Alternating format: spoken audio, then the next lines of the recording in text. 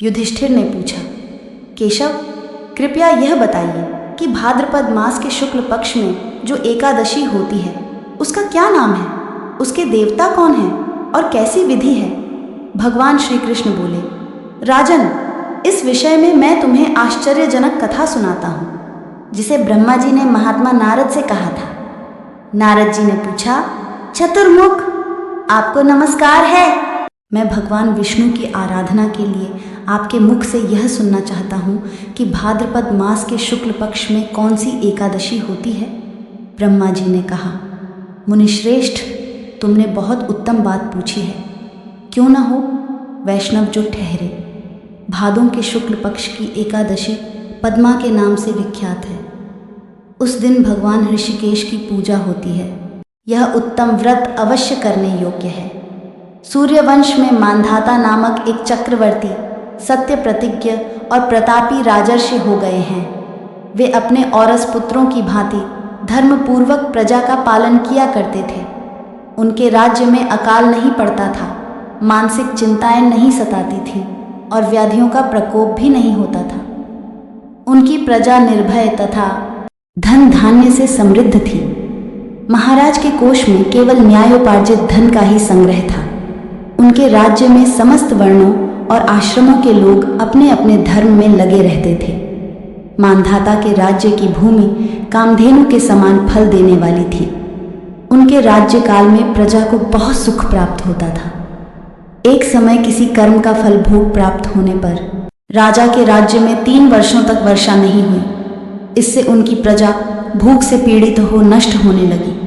तब संपूर्ण प्रजा ने महाराज के पास आकर इस प्रकार कहा। प्रजा बोली, नृपश्रेष्ठ, नारायण स्वरूप भगवान विष्णु सर्वत्र व्यापक रूप में विराजमान हैं। वे ही मेघ स्वरूप होकर वर्षा करते हैं। वर्षा से अन्न पैदा होता है और अन्न से प्रजा जीवन धारण करती है।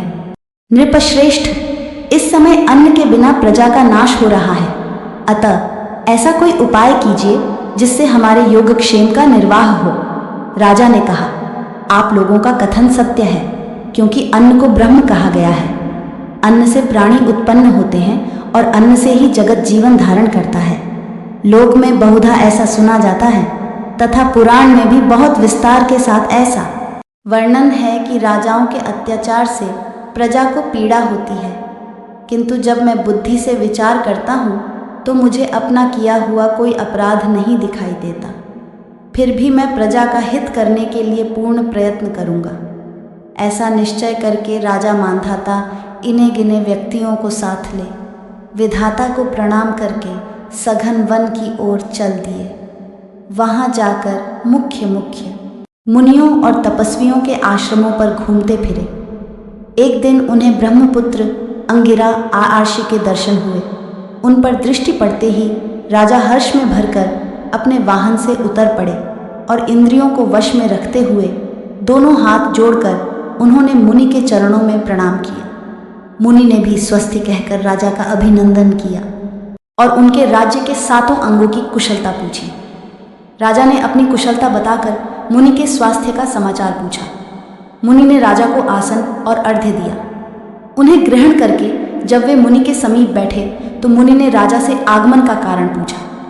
राजा ने कहा, भगवन, मैं धर्मानुकूल प्रणाली से पृथ्वी का पालन कर रहा था, फिर भी मेरे राज्य में वर्षा का अभाव हो गया। इसका क्या कारण है, इस बात को मैं नहीं जानता।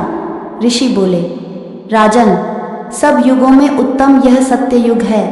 इसमें सब लोग परमात्मा के चिंतन में लगे रहते हैं तथा इस समय धर्म अपने चारों चरणों से युक्त होता है।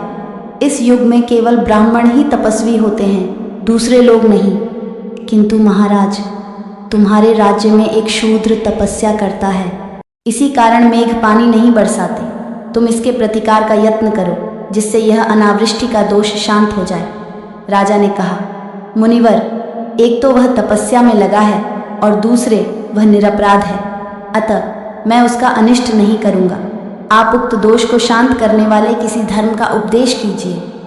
ऋषि बोले, राजन, यदि ऐसी बात है तो एकादशी का व्रत करो। भाद्रपद मास के शुक्ल पक्ष में जो पद्मा नाम से विख्यात एकादशी होती है, उसके व्रत के प्रभाव से निश्चय ही उत्तम वृष्टि होगी।